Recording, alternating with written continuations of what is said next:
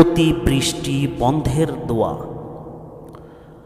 আল্লাহুম্মা হাওয়ালাইনা ওয়ালা আলাইনা,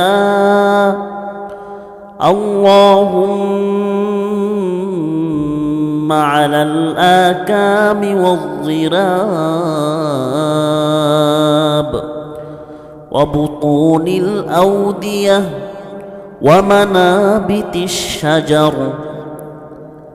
হে আল্লাহ, আমাদের পার্শ্ববর্তী এলাকায় বর্ষণ করুন, আমাদের উপর নয়। হে আল্লাহ, উঁচু ভূমিতে, পাহাড়ে, উপত্যকার কোলে ও বনাঞ্চলে বৃষ্টি বর্ষণ করুন।